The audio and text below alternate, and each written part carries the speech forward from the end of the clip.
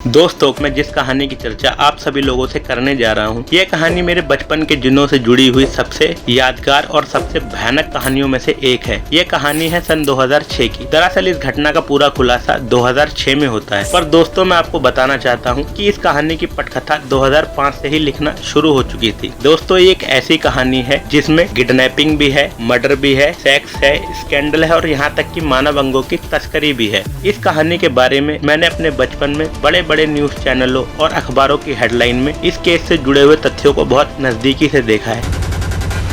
साथ ही आज की वीडियो में मैं आपसे एक वादा और करना चाहूंगा कि जब आप इस कहानी को पूरा सुन लेंगे तो आप भी एक बार यह सोचने को मजबूर जरूर हो जाएंगे कैसे कोई इंसान इतने गिरे हुए दर्जे का काम कर सकता है।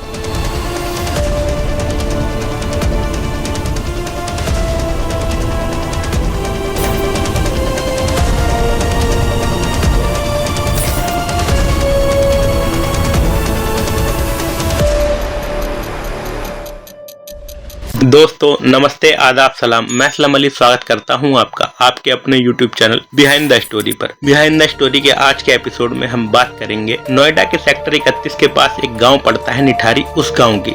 दरअसल होता यह है कि निठारी गांव में एक D5 नंबर की कोठी होती है और उसी कोठी के पीछे एक MCD की सफेद रंग की पानी की टंकी होती है।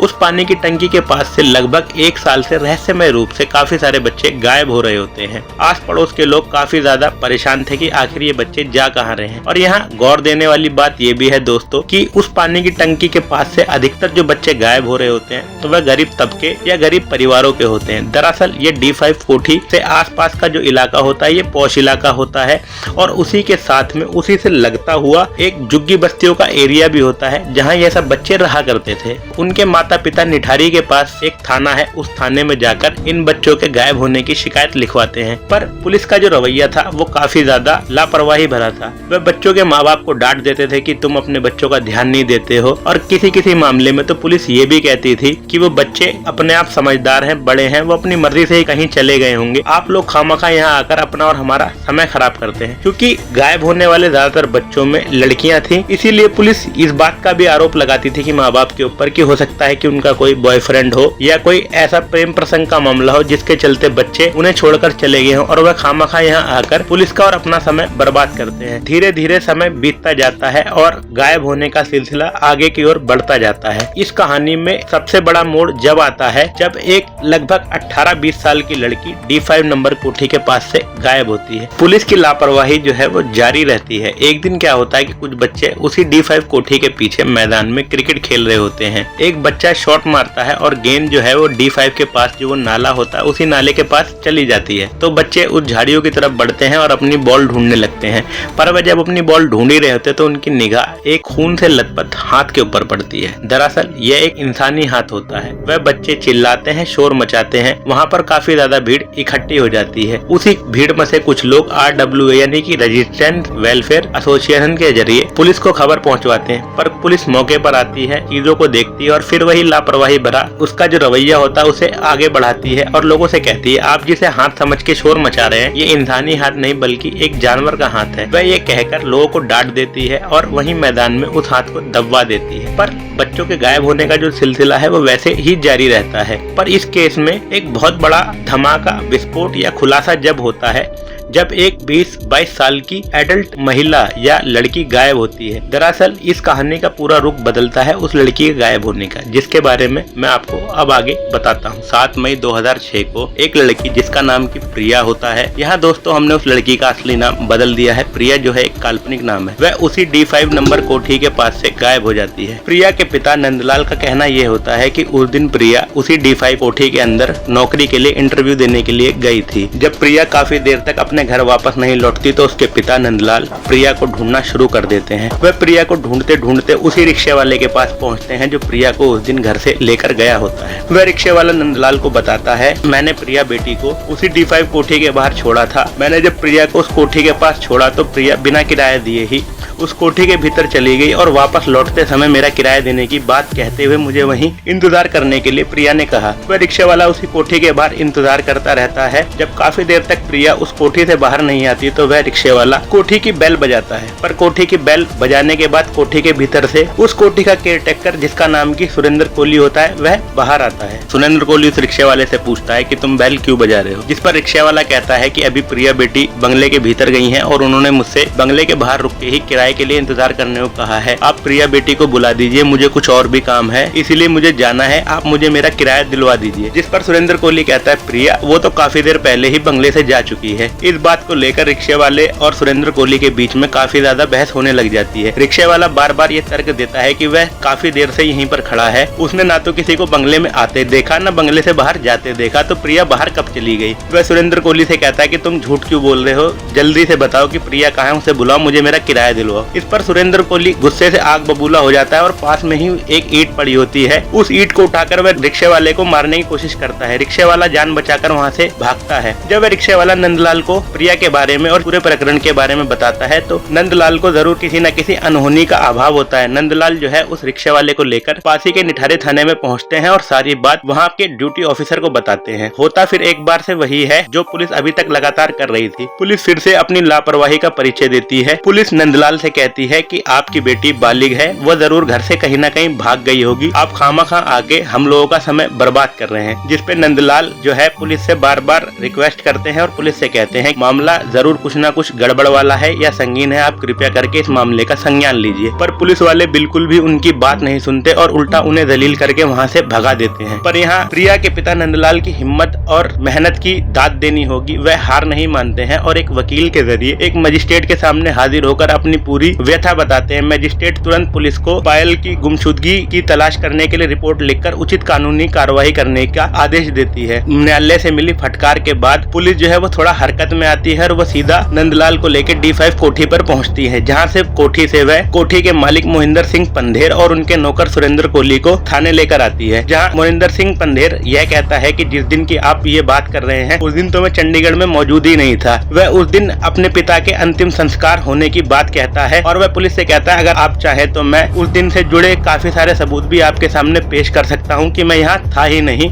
और मुझे इस मामले के बारे में कुछ पता नहीं। पुलिस जो है मोहिंदर सिंह पंधेर और कोहली का बयान सुनकर उन दोनों को छोड़ देती है और इस मामले की जांच करने के लिए आगे की ओर बढ़ जाती है। सुरेंद्र कोहली और मोहिंदर सिंह पंधेर को छोड़ने के बाद पुलिस हार नहीं मानती और फिर से इस मामले की जांच को आगे बढ़ाती है। वह सबसे पहले प्रिया के सेल फोन की लास्ट लोकेशन पता लगाने की सोचते हैं। जब वे प्रिया के सेल फोन की लास्ट लोकेशन निकलवाते हैं तो उन्हें पता चलता है प्रिया की लास्ट लोकेशन उसी D5 कोठी की है जहां वह रिक्शे वाला प्रिया को छोड़ने की और आखिरी बार देखने की बात करता है। पुलिस फिर से D5 कोठी पर पहुंचती है। फिर से सुरेंद्र और मोहिंदर सिंह पंधेर को उठाया जाता है, थाने लाया जाता है। पर इस बार जब पुलिस मोहिंदर सिंह पंधेर और कोहली से पूछताछ करती है तो मोहिंदर सिंह पंधेर काफी आश्चर्यजनक खुलासा करता है, जिसको सुनकर पुलिस सोच में पड़ जाती है कि आखिर ये पूरा मामला है क्या। वह कहता है कि जो नंदलाल अभी तक शोर मचा रहा है कि मैंने उसकी बेटी को गायब कर दिया है और उसको मार दिया है या उसके साथ कुछ गलत कर दिया है, दरअसल ये प्रिया नाम की जो लड़की जिसकी आप बार बार चर्चा कर रहे हैं ये एक कॉल गर्ल है और इसका हमारी कोठी पर आना जाना नियमित रूप से होता था। साथ ही नंदलाल को भी इसके बारे में सब कुछ पता था क्योंकि मैं हर महीने प्रिया के साथ साथ नंदलाल को भी एक मोटी रकम चुकाता था उसकी बेटी से मिलने के लिए। अब पुलिस सोच में पड़ जाती है कि आखिर इस केस की जांच जो है किस एंगल से करी जाए। मोहिंदर सिंह के कबूलनामे के बाद पुलिस को उन्हें ज्यादा देर तक थाने में रोकने की कोई वजह नहीं मिलती। वह हार कर फिर से सुरेंद्र कोहली और मोहिंदर सिंह पंधेर को छोड़ देते हैं, पर वह केस की जड़ को खोजने में लगातार लगे ही रहते हैं। इस बार उनकी मेहनत जब सफल होती है जब कुछ दिनों बाद प्रिया का सेल फोन दोबारा से एक्टिवेट होता है। पुलिस ने लगातार उस नंबर को सर्विलांस पे डाल रखा था। उन्हें पता चलता है कि ये सेल फोन जो है वो कोई ड्राइवर यूज कर रहा है जो कि ऑटो चलाता है। पुलिस तुरंत ही उस ऑटो ड्राइवर को धर दबोचती है और उसको थाने लाकर उससे इंटेरोगेशन शुरू करती है। इंटेरोगेशन में वह ऑटो ड्राइवर ये बताता है कि कुछ दिनों पहले उसने नोएडा के सेक्टर 31 के निठारी गांव से D5 नंबर कोठी के पास से एक सवारी बिठाई थी। यह सेल फोन उसी सवारी का है। दरअसल जब वह सवारी जब इस ऑटो में सफर कर रही थी तो वह अपना सेल फोन इसी के ऑटो में भूल जाती है, तो वह पुलिस को सच सच सारी बात बता देता है। पुलिस उसमें से जो सिम कार्ड मिलता है सेल फोन में से उसकी डिटेल निकलवाती है। जब डिटेल पुलिस के सामने आती है तो पुलिस एक बार फिर से हैरानी में डूब जाती है। दरअसल ये सिम कार्ड रजिस्टर्ड होता है उसी D5 कोठी के केयरटेकर सुरेंद्र कोहली के नाम पर। पुलिस के सामने सारा मामला आईने की तरह साफ था। पुलिस एक बार फिर से D5 कोठी पर पहुंचती है और इस बार वह सुरेंद्र कोहली को गिरफ्तार करती है। गिरफ्तार करने के बाद वह उसे अपने साथ थाने लेकर पहुंचती है, जहां वह सुरेंद्र कोहली से पूछताछ का दौर शुरू करते हैं। सुरेंद्र कोहली कुछ घंटों तक तो इधर उधर की बातें करता है और पुलिस को ये जाहिर करता है कि उसका इस मामले से कोई लेना देना नहीं है। पर पुलिस जब अपना तरीका अपनाती है तो सुरेंद्र कोहली जो है अपना मुंह खोलता है और इस पूरी कहानी का खुलासा करता है। दरअसल वह पुलिस को बताता है कि प्रिया जो है वो पहले भी हमारी कोठी पर आया करती थी साहब से मिलने के लिए। मुझे जो है प्रिया काफी अच्छी लगती थी। मैंने उस दिन प्रिया को फोन करके कोठी पर बुलाया और जब प्रिया कोठी पर आई तो मैंने उससे कहा कि मैं भी तुम्हारे साथ वही सब कुछ करना चाहता हूँ जो मालिक करते हैं, मैं इसके लिए तुम्हें पैसे भी दूंगा। पर प्रिया जो है उसके साथ वो सब काम करने से मना कर देती है और साथ ही वह सुरेंद्र कोहली की मर्दानगी का मजाक भी उड़ाती है। सुरेंद्र कोहली कहता है प्रिया द्वारा उड़ाए गए मजाक को सुनकर मेरे सर पे खून सवार हो जाता है और मैं प्रिया की चुन्नी से ही उसका गला दबाकर प्रिया को मार देता हूँ। प्रिया को मारने के बाद वह कहता है कि वह प्रिया की लाश को बाथरूम में ले जाता है और वहाँ चाकू से उसकी लाश के छोटे छोटे टुकड़े कर देता है और कुछ टुकड़ों को जो है वो पकाता भी है और बाकी बचे हुए टुकड़ों को जो है वो पीछे जो नाला होता है D5 के उस नाले में फेंक देता है। पुलिस सुरेंद्र कोहली की बात सुनकर सख्ते में आ जाती है। वह एक बार फिर से सुरेंद्र कोहली को लेकर D5 कोठी पर पहुंचती है ताकि वह और सबूत जुटा सके। सुरेंद्र कोहली की निशानदेही पर D5 कोठी के पीछे बने नाले के पास से प्रिया के कपड़े, उसका बैग और चप्पलें मिलती हैं। पुलिस अब अपनी जांच का दायरा थोड़ा बढ़ाती है और इस बार कुछ सफाई कर्मचारियों को बुलाकर वह उस नाले की अंदर भी देखना चाहती है कि कुछ ऐसे सबूत उस नाले के अंदर भी मिल जाए जो इस केस को पुख्ता बनाने में उनकी सहायता करें। इधर D5 कोठी के बाहर जो नाला होता है वहाँ पर खोजी अभियान चल ही रहा होता है कि इस बीच उस नाले से जो चीज निकलती है वो इस केस को नेशनल हेडलाइन बना देती है। दरअसल जब इस नाले की खोजबीन करी जा रही होती है, इस नाले के अंदर सर्च अभियान चलाया जा रहा होता है, तो इस नाले के अंदर से लगभग 18 से 19 कंकाल जो कि इंसानी कंकाल होते हैं वह मिलते हैं। कंकाल धीरे धीरे नाले से बाहर निकलना शुरू होते हैं और लोगों की भीड़ उस D5 कोठी के पास इकट्ठा होना शुरू हो जाती है। यह भीड़ उन्हीं लोगों की होती है जिनके बच्चे आज तक सिलसिलेवार ढंग से गायब हो रहे होते हैं। लोगों के अंदर लंबे समय से पुलिस प्रशासन की लापरवाही और इन नरभक्षकों को देखकर उनका जो गुस्सा होता है वो 7वें आसमान पर पहुंच जाता है। लोग एकदम से सुरेंद्र कोहली, मोहिंदर सिंह पंधेर समेत पुलिस के ऊपर हमला कर देते हैं। जोरदार नारेबाजी होती है, जमकर बवाल कटता है और पूरा क्राइम सीन लोगों की भीड़ से भर जाता है। जब लोगों की इतनी ज्यादा भीड़ उस क्राइम सीन पर इकट्ठा होती है तो आप लोग खुद ही सोच सकते हैं कि सबूतों के साथ क्या हुआ होगा। लगभग कोठी की हर एक चीज को तोड़ दिया जाता है। जमकर बवाल कटने के बाद पुलिस और बल मंगाकर वहां से बलपूर्वक लोगों को निकाल तो देती है पर सबूतों का सत्यानाश हो चुका होता है। अब पुलिस फिर से मोहिंदर सिंह पंधेर और सुरेंद्र कोहली को लेकर थाने पहुंचती है। थाने जाकर वह लोग जो हैं सुरेंद्र कोहली और मोहिंदर सिंह पंधेर से एक बार फिर से पूछताछ शुरू करते हैं। इस बार पूछताछ करते समय मोहिंदर सिंह कोहली दोबारा से अपनी बात को दोहराते हैं, कहते हैं हमारा इस मामले से कोई लेना देना नहीं है। मोहिंदर सिंह पंधेर जो होते हैं वो अपनी बात को एक बार फिर से इसी बात पर केंद्र कर देते हैं कि वे ज्यादातर समय चंडीगढ़ में रहते हैं या अपने बिजनेस के सिलसिले से बाहर रहते हैं, जिसके लिए वे अपने पासपोर्ट की स्टैंप दिखाते हैं पुलिस वालों को, होटल के बिल दिखाते हैं, अलग अलग तरीके के जो भी सबूत उनके पास उस समय मौजूद होते हैं वो पुलिस को दिखाते हैं और कहते हैं मेरा इस मामले से कोई लेना देना नहीं है। साथ ही मैं ये भी नहीं जानता कि मेरी गैर हाजिरी में उस कोठी में कौन कौन आता है या सुरेंद्र कोहली क्या क्या करता है। वह ये कहकर अपना पल्ला झाड़ने की कोशिश करते हैं। अब पुलिस भी मोहिंदर सिंह पंधेर से अपना ध्यान जो है वो कोहली के ऊपर शिफ्ट करते हैं। वह कोहली से पूछते हैं कि तुम साहब की गैर हाजिरी में कोठी में क्या क्या करते हो, सच सच बता दो वरना अंजाम ठीक नहीं होगा। सुरेंद्र कोहली जो है टूट जाता है और वह चौंका देने वाले खुलासे करना शुरू कर देता है। सुरेंद्र कोहली अपने कबूलनामे में पुलिस को बताता है कि वह कोठी के बाहर खेल रहे बच्चों को टॉफी और चॉकलेट का लालच देकर कोठी के भीतर बुलाता था। कोठी के भीतर वह जिन बच्चों को बुलाता था उनमें से अधिकतर लड़कियां होती थी जिनके साथ वह अपनी शारीरिक जरूरतें पूरी करने के लिए दुष्कर्म करता था। बाद में उन बच्चों की हत्या करने के बाद उनकी लाश को छुपाने के लिए वह लाश के टुकड़े कर देता था। वह पुलिस को बताता है कि वह लाश को सबसे पहले बाथरूम में ले जाता था, वहां लाश के छोटे छोटे टुकड़े करने के बाद उसे काले पॉलिथीन बैग में भरकर D5 के पीछे जो नाला होता है वहां फेंक दिया करता था, जहां से वो कंकाल बरामद हो रहे थे पुलिस को। साथ ही वह पुलिस को यह भी बताता है कि कुछ बच्चों के शरीरी अंग को पकाकर वह खाता भी है, जिसके पीछे वह यह तर्क देता है कि एक बार जब वह नेपाल गया था तो एक बाबा ने उसे बताया था अगर आप कुछ बच्चों के इंसानी अंग का सेवन करते हैं तो आपके अंदर जो है ऊर्जा का संचार होगा और आपकी शारीरिक शक्ति जो है वो और बढ़ जाएगी। पुलिस सुरेंद्र कोहली की सारी बातों को बड़े ध्यान से सुन रही थी और अंदर ही अंदर ये सोच भी रही थी कि क्या कोई इंसान ऐसा भी कर सकता है। खैर बात अब जो है धीरे धीरे फैलना शुरू हो जाती है। ये खबर जैसे जंगल में आग फैलती है उसी तरह पूरे देश में फैलना शुरू हो जाती है। सारे बड़े बड़े न्यूज चैनल, मीडिया हाउसेस, यहाँ तक कि अखबारों के फ्रंट पेज पर रोज निठारी की ही हेडलाइन छपी थी। मीडिया खूब नमक मसाला लगाकर पूरी कहानी को लोगों के सामने परोसती है। एक मीडिया ट्रायल जो है वो देश में शुरू हो जाता है। लोग इस केस के बारे में जो खबरें मीडिया में सुन रहे थे वह उसी को सच मान लेते हैं। लोग कहते हैं कि वहाँ पर मानव अंगों की तस्करी भी होती थी और बहुत से ऐसी सारी गतिविधियां होती थी जो कि पूरी तरह से ही काल्पनिक होती हैं। जब इस घटना की जांच होती है तो ऐसा कोई भी एंगल सामने नहीं आता है। खैर, अपनी कहानी में हम आगे बढ़ते हैं। चारों तरफ माहौल बनता जा रहा था। बहुत से पुलिस ऑफिसर्स के ऊपर जो है ट्रांसफर की मार पड़ती है, बहुत को सस्पेंशन झेलना पड़ता है और थक हार कर जो सरकार होती है उसे यह केस सीबीआई को ट्रांसफर करना पड़ता है। 8 फरवरी 2007 को यह केस सीबीआई को ट्रांसफर होता है, पर सीबीआई के लिए इस केस की जांच इतनी आसान भी नहीं होती है। मार्केट में या कहें कि उस समय हमारे समाज में बहुत सारी थ्योरियां चल रही होती हैं। कुछ लोग कहते हैं सुरेंद्र कोहली तो जो है एक मोहरा था, जबकि असल मास्टरमाइंड जो है मोहिंदर सिंह पंधेर थे। मोहिंदर सिंह पंधेर के कहने पर ही कोहली बच्चों को कोठी के बाहर से उठाया करता था, बच्चों के साथ दुष्कर्म, बच्चों की हत्या और बच्चों के टुकड़े करके लाश छुपाने के पूरे घटनाक्रम में जो है जितना कोहली जिम्मेदार था उतना ही मोहिंदर सिंह पंधेर जिम्मेदार थे। क्योंकि लोग यह तर्क भी देते थे कि ऐसा कैसे हो सकता है कि किसी इंसान के घर में उनका नौकर इतना सब कुछ करता रहे और मालिक को यह ना पता चले कि घर में क्या क्या हो रहा है। सीबीआई सबसे पहले 14 दिन की न्यायिक हिरासत लेती है मोहिंदर सिंह पंधेर और सुरेंद्र कोहली की। पूरी